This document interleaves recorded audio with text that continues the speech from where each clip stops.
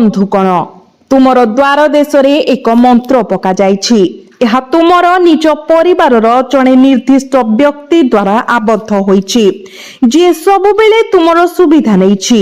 जेतेबेले सेमानंकर आवश्यकता थिला सेमाने तुम ठारू टंका मागिथिले तथापि सबु बेले सेमाने तुमको खराब कहिबा व्यतीत आउ किछि करिनथिले।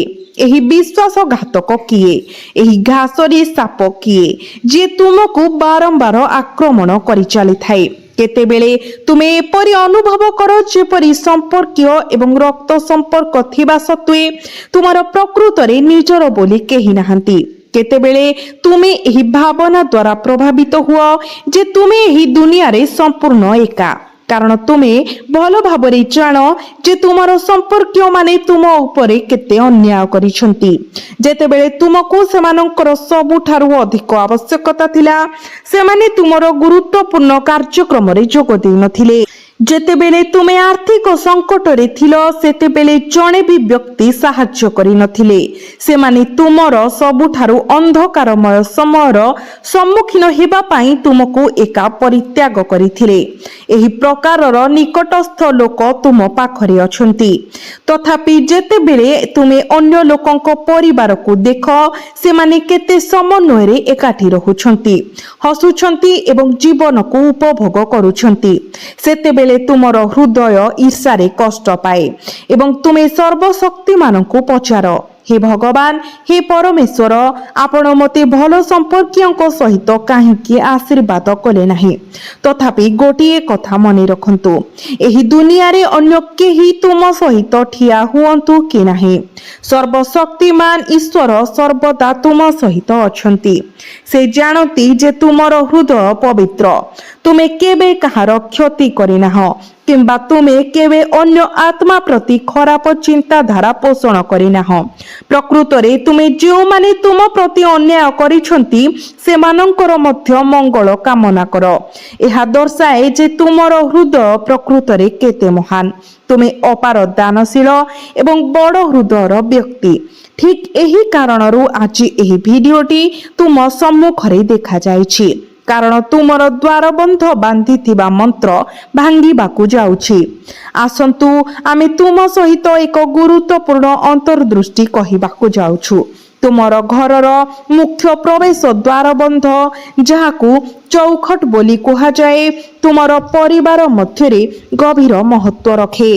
सरल भाषा रे कहिबाकू गले तुमे एही सीमा को जेते सफा एवं निर्मल रखिब, जेते अधिक जत्न सहकारे तुमे एहाकू झाड़ू पोछा करिब, तुमर घर भितरे समृद्धि सेते अद्भुति पाइब।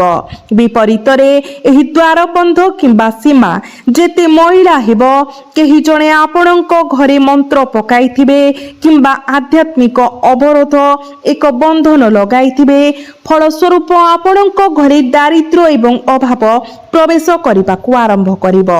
आपण हुए तो एही सत्य को एपर्यंत ग्रहण करने को इच्छुक नथिबे, तथापि जेतेबेले गुरुजी आपण को प्रकाश करने को जाउथिबा वास्तवता सुनिबे एहा आपणकर मेरुदंड रे कंपन सृष्टि करिब। कारण आमे प्रायतः विश्वास करू जे आमर केवल दुर्भाग्य अछि, भाग्य आमर सपक्ष रे नाही। आमे चारि पाखरे देखू एवं आम बयसर लोकों को देखू जो माने बहुत उच्चता को उठिछंती। जेतेबेले आमे ठीक से ही स्थान रे फसी रही थाउ आमे निजको कहू जे दोष आमर होई पारिबो नाही, कारण आमे अक्लांत परिश्रम करूछु। आमे अनुभव करू जे भाग्य आमको सहाय करबाको चाहूची, तथापि जणे शत्रु अछि, जणे एते विपज्जनक जे आम घरर मुख्य सीमा उपरे विशेष भावरे एक आध्यात्मिक अवरोध पकाइछि। एबे निजे एही विषय चिंता करिबा पई एक मुहूर्त नियो। जेतेबेले धनर देवी माता लक्ष्मी तुम घरे प्रवेश करती से तुमर मुख्य प्रवेश द्वार दे यह करती, अर्थात तांकु तुमर द्वार दे पाद देबाकू पड़िबो। किंतु जदि केही सेही द्वार उपरे कला जादू किंबा षडयंत्र पकाइछि, जदि केही एथिरे आध्यात्मिक अवरोध करिछि किंबा कोनोसी प्रकारे एहाकू अपवित्र करिछंती, तेबे माता लक्ष्मी किपरि तुम घरे प्रवेश करि पारिबे? ସ୍ୱାଭାବିକ ଭାବରେ ଯଦି ମାତା ଲକ୍ଷ୍ମୀ ପ୍ରବେଶ କରିପାରିବେ ନାହିଁ ତେବେ ଘର ଭିତରେ କୌଣସି ସମୃଦ୍ଧି କିମ୍ବା ପ୍ରାଚୁର୍ଯ୍ୟ କିପରି ହୋଇପାରିବ? ଏପରି ଘର କେବଳ ଦାରିଦ୍ର୍ୟତା ପାଇଁ ପ୍ରଜନନ କ୍ଷେତ୍ର ହୋଇଯାଏ। ତଥାପି ସବୁକିଛି ହଜିଯାଏ ନାହିଁ, ସବୁକିଛି ଠିକ୍ କରାଯାଇପାରିବ। ଏହି ଭିଡିଓକୁ ଶେଷ ପର୍ଯ୍ୟନ୍ତ ଦେଖନ୍ତୁ ଏବଂ ପ୍ରତ୍ୟେକ ବିବରଣୀ ପ୍ରତି ଧ୍ୟାନ ଦିଅନ୍ତୁ, କାରଣ ଆଜି ଗୁରୁଜୀ ଯେଉଁ ଅନ୍ତର୍ଦୃଷ୍ଟି କହିବାକୁ ଯାଉଛନ୍ତି ତାହା ଆପଣଙ୍କର ଭବିଷ୍ୟତ ପାଇଁ ଅମୂଲ୍ୟ ପ୍ରମାଣିତ ହେବ। ଆପଣ ଏପରି ଜଣେ ବ୍ୟକ୍ତି ଯିଏ ଅନ୍ୟମାନଙ୍କ ଠାରୁ ବହୁତ କମ୍ ସମର୍ଥନ ପାଆନ୍ତି। ଆପଣ ନିଜର ନିଷ୍ପତ୍ତି ନେବାକୁ ଏବଂ ସମ୍ପୂର୍ଣ୍ଣ ଏକାକୀ ଜୀବନର ଦୌଡ଼ ଦୌଡ଼ିବାକୁ ବାଧ୍ୟ ହୁଅନ୍ତି। ଆପଣଙ୍କର ସମର୍ଥନର ସ୍ତମ୍ଭ ହେବା ପାଇଁ କେହି ଆଗକୁ ପାଦ ଦିଅନ୍ତି ନାହିଁ। ମୂଳତଃ ଆପଣ କେବଳ ଉପରୋକ୍ତ ସର୍ବଶକ୍ତିମାନ ଉପରେ ନିର୍ଭର କରନ୍ତି। ତେଣୁ ଆପଣଙ୍କର ସମସ୍ତ ଚିନ୍ତାକୁ ଦୂରେଇ ଦିଅନ୍ତୁ, କାରଣ ସର୍ବଶକ୍ତିମାନ ବର୍ତ୍ତମାନ ଆପଣଙ୍କର ହାତ ଧରିଛନ୍ତି। ସେ ଆପଣଙ୍କର ହୃଦୟର ନିବେଦନ ଶୁଣିଛନ୍ତି ଏବଂ ଏହି ଭିଡିଓ ମାଧ୍ୟମରେ ତୁମକୁ ତୁମର ପଥ ଦେଖାଇବା ପାଇଁ ଏକ ଦିବ୍ୟ ସଂକେତ ପଠାଉଛନ୍ତି। ପ୍ରକୃତରେ ଧନ୍ୟ ସେହି ବ୍ୟକ୍ତି ଯିଏ ଆଜିର ଭିଡିଓକୁ ଶେଷ ପର୍ଯ୍ୟନ୍ତ ଦେଖିବେ, କାରଣ ଆମେ ସେହି ବିଶ୍ୱାସଘାତକର ନାମ ପ୍ରକାଶ କରିବାକୁ ଯାଉଛୁ, ସେହି ବ୍ୟକ୍ତି ଯିଏ ତୁମର ଦ୍ୱାରବନ୍ଧ ଉପରେ ଆଧ୍ୟାତ୍ମିକ ଅବରୋଧ ପକାଇଥିଲା। ଆମେ ସେମାନଙ୍କର ବିଶ୍ୱାସଘାତକତାକୁ ସମ୍ପୂର୍ଣ୍ଣ ଭାବରେ ପ୍ରକାଶ କରିବାକୁ ଯାଉଛୁ। କେବଳ ଶେଷ ପର୍ଯ୍ୟନ୍ତ ଏହି ଭିଡିଓ ଦେଖନ୍ତୁ, ତୁମେ ଗୋଟିଏ ମୌଳିକ ସତ୍ୟ ବୁଝିବ। ଜିନିଷ ଗୁଡ଼ିକ ପୃଷ୍ଠରେ ଯେପରି ଦେଖାଯାଏ ତାହା ବହୁତ କମ୍ ହୋଇଥାଏ। ପ୍ରତ୍ୟେକ ସମ୍ପର୍କର ପ୍ରକୃତ ଗଭୀରତାକୁ ବୁଝିବା ଅତ୍ୟନ୍ତ ଗୁରୁତ୍ୱପୂର୍ଣ୍ଣ। କେଉଁ ସମ୍ପର୍କ ସ୍ୱାର୍ଥ ଦ୍ୱାରା ପରିଚାଳିତ ଏବଂ କେଉଁ ଗୁଡ଼ିକ ନିଃସ୍ୱାର୍ଥପର ଭାବରେ ଭକ୍ତିରେ ମୂଳ। ଯେଉଁ ବ୍ୟକ୍ତି ଆଜିର ଭିଡିଓକୁ ଶେଷ ପର୍ଯ୍ୟନ୍ତ ଦେଖିବେ ସେମାନେ ଏହି ଚେତାବନୀ ଗୁଡ଼ିକ ଜାଣିପାରିବେ। ତେବେ ତୁମର ଘରର ଦ୍ୱାରବନ୍ଧ କେବେ ବି ଆଧ୍ୟାତ୍ମିକ ଅବରୋଧ ଅଧୀନରେ ପଡ଼ିବ ନାହିଁ। କୌଣସି ଶତ୍ରୁ କେବେ ବି ତୁମର ଦ୍ୱାରବନ୍ଧ ବାନ୍ଧି ପାରିବ ନାହିଁ କିମ୍ବା ବନ୍ଦ କରିପାରିବ ନାହିଁ। ଏହା ବ୍ୟତୀତ ଯେଉଁମାନେ ଆଜିର ଭିଡିଓକୁ ଶେଷ ପର୍ଯ୍ୟନ୍ତ ଦେଖିବେ, ଭବିଷ୍ୟତରେ କୌଣସି ପ୍ରକାରର କଳା ଯାଦୁ ସେମାନଙ୍କୁ ପ୍ରଭାବିତ କରିପାରିବ ନାହିଁ। ତେଣୁ ଭିଡିଓଟିକୁ ସମ୍ପୂର୍ଣ୍ଣ ଦେଖିବା ପାଇଁ ଆପଣଙ୍କର ଦିନରୁ କିଛି ମୁହୂର୍ତ୍ତ ବାହାର କରନ୍ତୁ। ଆପଣଙ୍କର ସମସ୍ତ ପ୍ରୟାସ ସଫଳତାର ସହିତ ପୂରଣ ହେବ। ଯଦି ଆପଣ ପ୍ରଭୁ ବଜରଙ୍ଗବାଲୀଙ୍କର ପ୍ରକୃତ ଭକ୍ତ, ତେବେ କମେଣ୍ଟ ବକ୍ସରେ ଜୟ ବଜରଙ୍ଗବାଲୀ 3 ଥର ଲେଖନ୍ତୁ। ଆପଣଙ୍କର ସର୍ବୋତ୍ତମ ଇଚ୍ଛା ପୂରଣ ହେବ। ବନ୍ଧୁମାନେ, କୌଣସି ଚିନ୍ତା କରନ୍ତୁ ନାହିଁ, କାରଣ ଏହି ମୁହୂର୍ତ୍ତରୁ ଯାହା ଘଟିବ ତାହା କେବଳ ଈଶ୍ୱରଙ୍କ କୃପା ଦ୍ୱାରା, ଈଶ୍ୱରଙ୍କ ଆଶୀର୍ବାଦ ଦ୍ୱାରା ହେବ। ଆପଣଙ୍କ ଜୀବନରେ 10 ଜଣ ବ୍ୟକ୍ତି ବାଧା ଏବଂ ଅସୁବିଧା ସୃଷ୍ଟି କରିପାରନ୍ତି, ତଥାପି ଏକମାତ୍ର ପରମ ପୁରୁଷ ସମସ୍ତ ଅସୁବିଧାର ଚୂଡ଼ାନ୍ତ ସମାଧାନକାରୀ, ସେମାନଙ୍କୁ ପରିଚାଳନା କରିବା ପାଇଁ ଯଥେଷ୍ଟ। ଆପଣ ନିଜେ ଏହି ଅନୁଭବ କରିଥିବେ, ଯେତେବେଳେ ଆମେ ଜଣେ ପ୍ରମୁଖ ବ୍ୟକ୍ତି, ହୁଏତ ଜଣେ ରାଜନେତା ଦ୍ୱାରା ଆୟୋଜିତ ଏକ କାର୍ଯ୍ୟକ୍ରମରେ ଯୋଗ ଦେଉଛୁ ଏବଂ ସେମାନେ କେବଳ ଆମକୁ କୁହନ୍ତି, ଆଦୌ ଚିନ୍ତା କର ନାହିଁ, ମୁଁ ତୁମ ସହିତ ଅଛି। ଯେତେବେଳେ ତୁମର ଆବଶ୍ୟକତା ପଡ଼ିବ ମୋତେ ଫୋନ୍ କରିବ, ମୁଁ ନିଶ୍ଚିତ କରିବି ଯେ ତୁମର ସମସ୍ତ କାମ ସମାପ୍ତ ହେବ। ଯେତେବେଳେ ଆମେ ଜଣେ ଶକ୍ତିଶାଳୀ ବ୍ୟକ୍ତି, ଜଣେ ପ୍ରମୁଖ ନେତାଙ୍କର ପାଟିରୁ ଏପରି ଶବ୍ଦ ଶୁଣୁ, ଆମର ହୃଦୟ ଅତ୍ୟନ୍ତ ଆନନ୍ଦରେ ପୂର୍ଣ୍ଣ ହୋଇଯାଏ। ଏହା ବୁଝାଏ ଯେ ଚିନ୍ତାର ଆଉ କୌଣସି କାରଣ ନାହିଁ। ସେ ଜଣେ ଅତ୍ୟନ୍ତ ପ୍ରମୁଖ ନେତା, ଜଣେ ମହାନ ବ୍ୟକ୍ତି। ସେ ଆମକୁ ତାଙ୍କର ପ୍ରତିଶ୍ରୁତି ଦେଇଛନ୍ତି। ତେଣୁ ଆମର କାର୍ଯ୍ୟ ଏବେ ନିଶ୍ଚିତ ଭାବରେ ସମାପ୍ତ ହେବ। କେବଳ ବିଚାର କରନ୍ତୁ, ଯେତେବେଳେ ଜଣେ ସାଧାରଣ ମଣିଷ ଆପଣଙ୍କୁ ଏପରି କିଛି କହେ, ଯେତେବେଳେ ସେମାନେ ଆପଣଙ୍କୁ ଏପରି ପ୍ରତିଶ୍ରୁତି ଦିଅନ୍ତି, ସେତେବେଳେ ଆପଣ କେତେ ଆନନ୍ଦିତ ହୋଇଯାଆନ୍ତି। ଆପଣ କେଉଁ ଦମ୍ଭ ସହିତ ଚାଲିବା ଆରମ୍ଭ କରନ୍ତି ଏବଂ ଯେତେବେଳେ ଆପଣ ଆବଶ୍ୟକ କରନ୍ତି, ସେତେବେଳେ ସେହି ବ୍ୟକ୍ତି ପ୍ରକୃତରେ ଆପଣଙ୍କର ଡାକରାର ଉତ୍ତର ଦିଅନ୍ତି କି ନାହିଁ ତାହା ଉପରେ ଏହା ଘଟେ। ତଥାପି ଆପଣଙ୍କ ଭିତରେ ଉଠୁଥିବା ଅପାର ଆତ୍ମବିଶ୍ୱାସକୁ ଦେଖନ୍ତୁ। ବର୍ତ୍ତମାନ ଯଦି ଏହା ଜଣେ ସାଧାରଣ ମଣିଷର ପ୍ରଭାବ, ତେବେ ଉପରେ ବସିଥିବା ଆମର ପରମ ପିତା ସର୍ବଶକ୍ତିମାନ ପରମେଶ୍ୱରଙ୍କର ଶକ୍ତି କଳ୍ପନା କରନ୍ତୁ। ସେ ଭଗବାନ ଶିବଙ୍କର ଅବତାର, ସେ ଭଗବାନ ବିଷ୍ଣୁଙ୍କର ଅବତାର। ସେ ଆପଣଙ୍କୁ କହୁଛନ୍ତି, ତୁମର ଜୀବନ ବିଷୟରେ ଚିନ୍ତା କର ନାହିଁ, ପେଟ ପୂରା ଖାଅ, ତୁମର ଜୀବନକୁ ସମ୍ପୂର୍ଣ୍ଣ ଭାବରେ ମୋ ନିକଟରେ ସମର୍ପଣ କର ଏବଂ ପ୍ରତ୍ୟେକ ଦିନ ପୂର୍ଣ୍ଣ ଭାବରେ ବଞ୍ଚିବା ଆରମ୍ଭ କର। ତାପରେ ଦେଖ ଯେ ମୁଁ ତୁମର ପଥରୁ ପ୍ରତ୍ୟେକ କଣ୍ଟାକୁ କିପରି ଦୂର କରିବି। ତେଣୁ ଥରୁଟେ ପାଇଁ ସେହି ପରମ ପିତା ସର୍ବଶକ୍ତିମାନ ଈଶ୍ୱରଙ୍କ ବାଣୀରେ ବିଶ୍ୱାସ କର ଏବଂ ନିଜକୁ ଏକ ଚିନ୍ତାମୁକ୍ତ ଜୀବନଯାପନ କରିବାକୁ ଅନୁମତି ଦିଅ, କାରଣ ଏହି ଜଗତର ଲୋକମାନେ କେବଳ ତୁଚ୍ଛ ମର୍ତ୍ତ୍ୟ। ଏହା ଉପରେ ଥିବା ଦିବ୍ୟ ଶକ୍ତି ସ୍ୱୟଂ ଈଶ୍ୱର, ଯିଏ ଆମକୁ ଗ୍ୟାରେଣ୍ଟି ଦେଉଛନ୍ତି, ମୁଁ କେବେ ବି ତୁମ ଉପରେ କିଛି ଖରାପ ହେବାକୁ ଦେବି ନାହିଁ। ତେବେ ଆମେ କାହିଁକି ନିରାଶ ରହୁଛୁ? ତୁମେ ମଧ୍ୟ ଏହି ଘଟଣା ଲକ୍ଷ୍ୟ କରିଥିବ।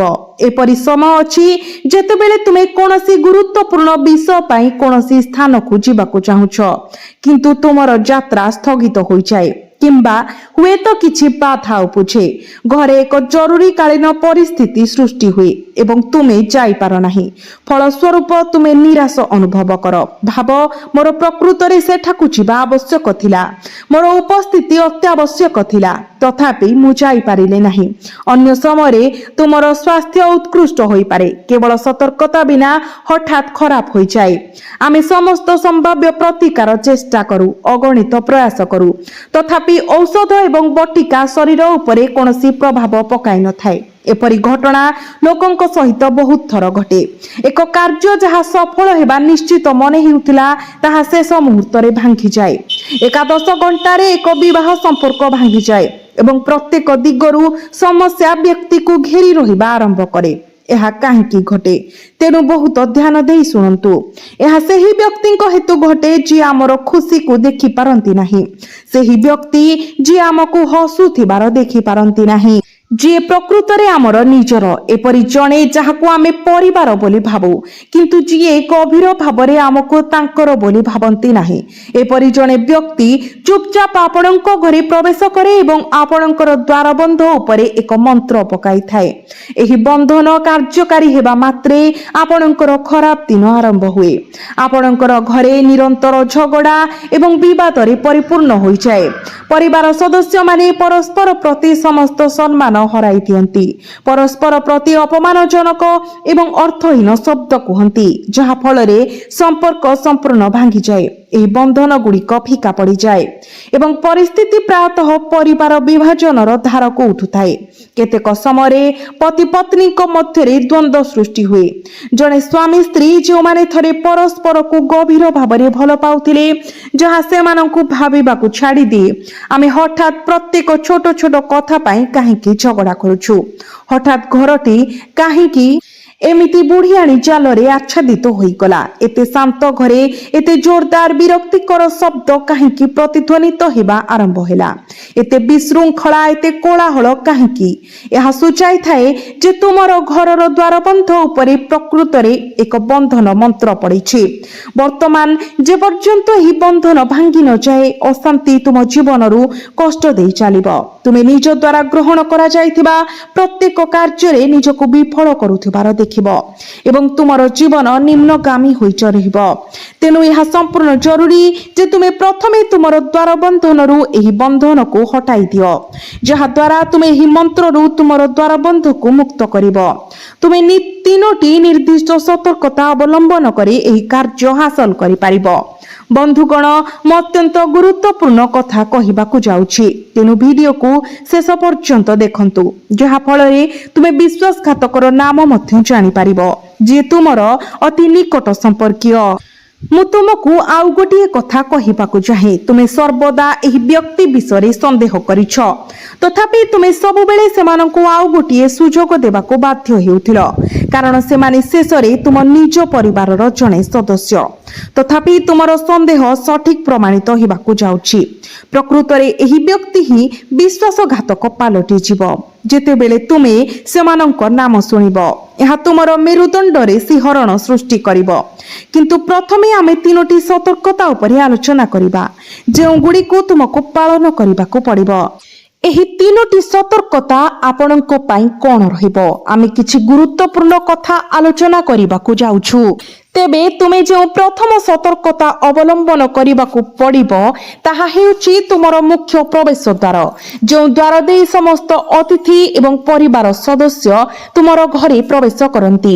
ଗୁରୁବାର ଦିନ ତୁମେ ଏହି ମୁଖ୍ୟ ଦ୍ୱାରରେ ଥିବା ଦ୍ୱାରବନ୍ଧକୁ ହଳଦୀ ମିଶ୍ରିତ ଜଳ ବ୍ୟବହାର କରି ଧୋଇବା ଉଚିତ, କାରଣ ସେହି ଦ୍ୱାରବନ୍ଧ ତୁମର ଘର ଭିତରେ ଆନନ୍ଦ ଏବଂ ଦୁଃଖ ଉଭୟକୁ କେନ୍ଦ୍ରବିନ୍ଦୁ ଭାବରେ କାର୍ଯ୍ୟ କରେ। ଏହା ହେଉଛି ପ୍ରାଥମିକ କାର୍ଯ୍ୟ, ପ୍ରାଥମିକ ଦ୍ୱାର ଯାହା ଦେଇ ସକାରାତ୍ମକ ଏବଂ ନକାରାତ୍ମକ ଶକ୍ତି ପ୍ରବେଶ କରେ। ଯଦି ତୁମେ ଇଚ୍ଛା କର ତୁମେ ଏହି ପଥକୁ ବ୍ୟବହାର କରି ତୁମର ଘରକୁ ଦିବ୍ୟ ଶକ୍ତିକୁ ଆମନ୍ତ୍ରଣ କରିପାରିବ। ବିପରୀତ ଭାବରେ ଯଦି ତୁମେ ଭୁଲ କର ତେବେ ଏହି ସମାନ ପଥ ଭୂତ, ଆତ୍ମା ଏବଂ ଦୁଷ୍ଟ ପ୍ରାଣୀଙ୍କୁ ପ୍ରବେଶ କରିବାକୁ ଅନୁମତି ଦେଇପାରେ। ତୁମର ଘରର ଆଧ୍ୟାତ୍ମିକ ଅବସ୍ଥା ନିର୍ଣ୍ଣୟ କରିବା ସମ୍ପୂର୍ଣ୍ଣ ଭାବରେ ତୁମ ନିଜ ହାତରେ। ଯେଉଁ ବ୍ୟକ୍ତି କେବେ ସ୍ନାନ କରନ୍ତି ନାହିଁ ଏବଂ ନିଜର ଶରୀରକୁ ଅଶୁଚି ଅବସ୍ଥାରେ ରଖନ୍ତି ସେ ଦୁଷ୍ଟ ଆତ୍ମାଙ୍କ ପାଇଁ ଏକ ପାତ୍ର ହୋଇଯାଆନ୍ତି। ଏପରି ବ୍ୟକ୍ତି କଳା, ଯାଦୁ, ତନ୍ତ୍ର ଏବଂ ମନ୍ତ୍ରର ପ୍ରଭାବ ପ୍ରତି ଅତ୍ୟନ୍ତ ସମ୍ବେଦନଶୀଳ।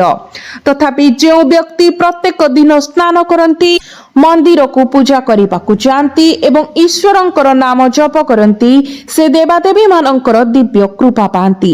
କୌଣସି ନକାରାତ୍ମକ ଶକ୍ତି ଏପରି ବ୍ୟକ୍ତିଙ୍କ ପାଖକୁ ଯିବାକୁ ସାହସ କରେ ନାହିଁ, କାରଣ ସେମାନେ ପବିତ୍ର। ଆମ ଘରର ଦ୍ୱାରବନ୍ଧ ଠିକ୍ ସମାନ ଭାବରେ କାର୍ଯ୍ୟ କରେ। ଆମେ ମଧ୍ୟ ଏହି ଦ୍ୱାରବନ୍ଧକୁ ସଫା, ସୁନ୍ଦର ଏବଂ ପବିତ୍ର ରଖିବା ଉଚିତ। ମୋର କଥାକୁ ଅତ୍ୟନ୍ତ ଧ୍ୟାନର ସହିତ ଶୁଣନ୍ତୁ। ଗୁରୁଜୀ ଆପଣଙ୍କ ସହିତ ଯେଉଁ ଅନ୍ତର୍ଦୃଷ୍ଟି ବାଣ୍ଟିବାକୁ ଯାଉଛନ୍ତି ତାହା ଏପରି କିଛି ଯାହା ଅନ୍ୟ କେହି ପ୍ରକାଶ କରିବେ ନାହିଁ। ଆପଣ ସପ୍ତାହରେ 2 କିମ୍ବା 3 ଥର ଗଙ୍ଗା ଜଳ ଏବଂ ହଳଦୀ ମିଶ୍ରିତ ଜଳ ବ୍ୟବହାର କରି ଆପଣଙ୍କ ଘରର ଦ୍ୱାରବନ୍ଧ ଧୋଇବା ଅତ୍ୟନ୍ତ ଜରୁରୀ। ଏହା ଅତ୍ୟନ୍ତ ଗୁରୁତ୍ୱପୂର୍ଣ୍ଣ, କାରଣ ଜଣେ ଶତ୍ରୁ ହୁଏତ ଆପଣଙ୍କ ଘରର ଦ୍ୱାରବନ୍ଧକୁ ବନ୍ଧନ କରିବା କିମ୍ବା ଆଧ୍ୟାତ୍ମିକ ଭାବରେ ଅବରୋଧ କରିବା ପାଇଁ ତନ୍ତ୍ର ଏବଂ ମନ୍ତ୍ର ସହିତ ଏକ କ୍ଷତିକାରକ ଯୋଜନା ପ୍ରସ୍ତୁତ କରୁଥିବେ। ମୁଁ ଆପଣଙ୍କୁ ସତର୍କ କରାଇ ଦେଉଛି, ଯଦି ଆପଣ ଆପଣଙ୍କର ଦ୍ୱାରବନ୍ଧ ଚାରିପାଖରେ ସୋରିଷ ଦାନା, ଗୋଲମରିଚ କିମ୍ବା କଳା ସୋରିଷର ଦାନା ବିଛାଡ଼ି ହୋଇଥିବା ଦେଖନ୍ତି ତେବେ ତୁରନ୍ତ ବୁଝନ୍ତୁ ଯେ ଆପଣଙ୍କର ଦ୍ୱାର ବନ୍ଧା ଯାଇଛି। ଆପଣଙ୍କର ଶତ୍ରୁ ସଫଳତାର ସହ ଆପଣଙ୍କ ଘର ଉପରେ କଳା ଯାଦୁ ପକାଇଛି। ତେଣୁ ଆପଣଙ୍କୁ ପ୍ରତ୍ୟେକ ଦିନ ପରିଷ୍କାର ପରିଚ୍ଛନ୍ନତା ବଜାୟ ରଖିବାକୁ ପଡ଼ିବ। ଯଦି ଆପଣ ଆପଣଙ୍କ ଘରର ଦ୍ୱାରବନ୍ଧ ପ୍ରତି ସଠିକ ଧ୍ୟାନ ଦେବେ ତେବେ କୌଣସି ଭୁଲ ହେବ ନାହିଁ ଏବଂ କୌଣସି ଅଘଟଣ ଘଟିବ ନାହିଁ। ଏହାକୁ ନିଶ୍ଚିତ କରିବା ପାଇଁ ଆପଣଙ୍କୁ ବିଶେଷ ଯତ୍ନ ନେବାକୁ ପଡ଼ିବ। ତଥାପି ଯଦି ଆପଣ ଅବହେଳା କରନ୍ତି, କେବଳ ଘରର ଭିତର ଅଂଶ ପୋଛି ଘରର ଦ୍ୱାରବନ୍ଧକୁ ମଇଳା ଛାଡ଼ି ଦିଅନ୍ତି, ତେବେ ଆପଣଙ୍କ ଘରେ ଦାରିଦ୍ର୍ୟତା ବ୍ୟତୀତ ଆଉ କିଛି ପ୍ରବେଶ କରିବ ନାହିଁ। ଦେବୀ ଲକ୍ଷ୍ମୀ ତାଙ୍କ ଉପସ୍ଥିତିରେ ଏହାକୁ କେବେ ବି ଆଶୀର୍ବାଦ କରିବେ ନାହିଁ। ବର୍ତ୍ତମାନ ଆପଣଙ୍କୁ ପାଳନ କରିବାକୁ ଥିବା ଦ୍ୱିତୀୟ ସତର୍କତା ହେଉଛି ପ୍ରଶ୍ନରେ ଥିବା କାର୍ଯ୍ୟ ସମ୍ପୂର୍ଣ୍ଣ ଭାବରେ ସମାପ୍ତ ନ ହେବା ପର୍ଯ୍ୟନ୍ତ ଆପଣଙ୍କ ଘରର କୌଣସି ସଦସ୍ୟଙ୍କୁ ଆପଣଙ୍କର କୌଣସି ଗୁପ୍ତ କଥା, ଗୁପ୍ତ ଯୋଜନା କିମ୍ବା ପରବର୍ତ୍ତୀ ପଦକ୍ଷେପ ପ୍ରକାଶ କରନ୍ତୁ ନାହିଁ। କେତେକ ସମୟରେ ଆମେ ଅତ୍ୟଧିକ ଉତ୍ସାହିତ ହୋଇଯାଉ। ଆମେ ଏକ ନୂତନ ଉଦ୍ୟମ ବିଷୟରେ ଅତ୍ୟନ୍ତ ଆନନ୍ଦିତ ଅନୁଭବ କରୁ ଏବଂ ଭାବୁ ଏହି ଖବର ସମସ୍ତଙ୍କ ସହିତ ବାଣ୍ଟିବୁ।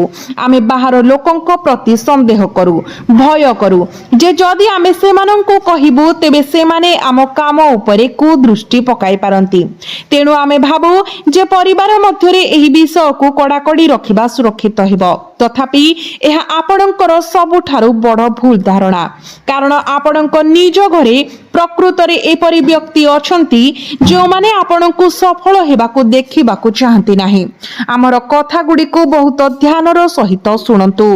ଆପଣଙ୍କ ଘର ଏବଂ ପରିବାର ମଧ୍ୟରେ ଆପଣ ହୁଏତ କିଛି ସମ୍ପର୍କକୁ ଜାଣିଥିବେ ଯେଉଁମାନେ କେବେ ବି ଆପଣଙ୍କ ସହିତ ସମ୍ମାନର ସହିତ କଥା ହୁଅନ୍ତି ନାହିଁ, ଯେଉଁମାନେ ଆପଣଙ୍କୁ ସବୁବେଳେ ଥଟ୍ଟା କରନ୍ତି ଏବଂ ଯେଉଁମାନେ ଆପଣଙ୍କ ସଫଳତାରେ ସବୁବେଳେ ଦୁଃଖ ପ୍ରକାଶ କରିଛନ୍ତି କିମ୍ବା ଅସନ୍ତୋଷ ପ୍ରକାଶ କରିଛନ୍ତି। ଏବେ କେବଳ ଏହା ବିଚାର କରନ୍ତୁ। एपरी जणे व्यक्ति जणे विरोधी प्रकृतरे आपणक निज परिवार रे उपस्थित अछंती एवं आमे सेमानंकर नाम प्रकाश करिबाकु जाउछु। जेतेबेले आपण नाम सुनिबे ଏହା ଆପଣଙ୍କ ମେରୁଦଣ୍ଡରେ ଶିହରଣ ସୃଷ୍ଟି କରିପାରେ, କିନ୍ତୁ ଆପଣଙ୍କୁ ସତ୍ୟର ସମ୍ମୁଖୀନ ହେବାକୁ ପଡ଼ିବ। ଆମେ କେତେ ଦିନ ପର୍ଯ୍ୟନ୍ତ ଭାରି ହୃଦୟରେ ଅନ୍ୟାୟ ସହ୍ୟ କରିପାରିବୁ? ତ ଗୁରୁଜୀ ଶତ୍ରୁର ନାମ ପ୍ରକାଶ କରିବାକୁ ଯାଉଛନ୍ତି। ସେ ପୁରୁଷ ହେଉ କି ମହିଳା, ଆପଣ କେବଳ ଶେଷ ପର୍ଯ୍ୟନ୍ତ ଭିଡିଓ ଦେଖିଲେ ଏହା ଜାଣିପାରିବେ। କିନ୍ତୁ ବର୍ତ୍ତମାନ ଦ୍ୱିତୀୟ ସତର୍କତା ଯାହା ଗୁରୁଜୀ ଆପଣଙ୍କୁ ଜଣାଇବାକୁ ଚାହୁଁଛନ୍ତି, ତ ଭୁଲରେ ମଧ୍ୟ ଆପଣଙ୍କ ପରିବାରର କୌଣସି ସଦସ୍ୟଙ୍କୁ ଆପଣଙ୍କର ଯୋଜନା ପ୍ରକାଶ କରନ୍ତୁ ନାହିଁ। ବର୍ତ୍ତମାନର ସମୟ ଏପରି ଯେ ବାହାର ଲୋକମାନେ ଆପଣଙ୍କୁ ସମର୍ଥନ ପ୍ରଦାନ କରିପାରନ୍ତି, କିନ୍ତୁ ଆପଣଙ୍କ ନିଜ ପରିବାରର ସଦସ୍ୟମାନେ ତାହା କରିବେ ନାହିଁ। ଏବଂ ଏତେ ବଡ଼ ପରିବାରର ହେବା ସତ୍ତ୍ୱେ ଯେତେବେଳେ ଆପଣଙ୍କର ଆବଶ୍ୟକତା ସମୟରେ କେହି ସାହାଯ୍ୟ କରିବାକୁ ଆଗେଇ ଆସନ୍ତି ନାହିଁ, ଏହା ଗଭୀର ଯନ୍ତ୍ରଣାର କାରଣ ହୁଏ। ତଥାପି ଏହା ତୁମର ହୃଦୟକୁ ଦୁର୍ବଳ ହେବାକୁ ଦେବାର ସମୟ ନୁହେଁ, ବରଂ ଏହାକୁ ଦୃଢ କରିବାର ସମୟ। କାରଣ ତୁମେ ନିଜେ ମଧ୍ୟ ମହାନ ଜିନିଷ ହାସଲ କରିବାକୁ ସକ୍ଷମ, କାରଣ ଈଶ୍ୱରୀୟ ଉପସ୍ଥିତି ନିଜେ ତୁମ ପାଖରେ ଠିଆ ହୋଇଛି। ଯେଉଁମାନଙ୍କର କେହି ନାହାନ୍ତି ସେମାନଙ୍କ ପାଇଁ ଈଶ୍ୱର ସର୍ବଦା ସେଠାରେ ଅଛନ୍ତି। ଏହି ଚିନ୍ତାଧାରାକୁ ମନେ ରଖି ତୁମର କର୍ତ୍ତବ୍ୟ ସମ୍ପୂର୍ଣ୍ଣ ହୃଦୟର ସହିତ କର। ତୁମର ସଫଳତାକୁ ସମସ୍ତଙ୍କ ନିକଟରେ ପ୍ରସାରଣ କର ନାହିଁ। ନିଜର ବାଜା ନିଜେ ବଜାଅ ନାହିଁ। ତୁମର ସଫଳତାର ବିଶାଳତା କିମ୍ବା ତୁମ ପାଖରେ ଥିବା ସମ୍ପତ୍ତି ଦେଖି ଲୋକମାନେ ଆଶ୍ଚର୍ଯ୍ୟ ହେବେ ବୋଲି ଭାବିବାର ଫାଶରେ ପଡ଼ ନାହିଁ। କେହି ତୁମ ପ୍ରତି ଭଲ ଚିନ୍ତା ରଖିବେ ନାହିଁ, ବରଂ ସମସ୍ତେ ଆଶ୍ଚର୍ଯ୍ୟ ହେବେ ଯେ ତୁମେ ଏତେ ଉଚ୍ଚକୁ କିପରି ପହଞ୍ଚିଲ, ଏବଂ ସେମାନେ ଗୁପ୍ତ ଭାବରେ ତୁମର ପତନ ପାଇଁ ଇଚ୍ଛା କରିବେ। ଯଦି ତୁମେ ଟିକିଏ ଅତିରିକ୍ତ ଟଙ୍କା ରୋଜଗାର କର, ନିଜ ଉପରେ ଖର୍ଚ୍ଚ କରି କିମ୍ବା ହୁଏତ ନୂତନ ସ୍ଥାନକୁ ଯାତ୍ରା କରି, ଲୋକମାନେ ଅନିବାର୍ଯ୍ୟ ଭାବରେ ଫୁସଫୁସ କରି କହିବେ, ଏପରି ମନେ ହେଉଛି ଯେ ସେ ଅବୈଧ କାର୍ଯ୍ୟକଳାପରେ ଜଡ଼ିତ।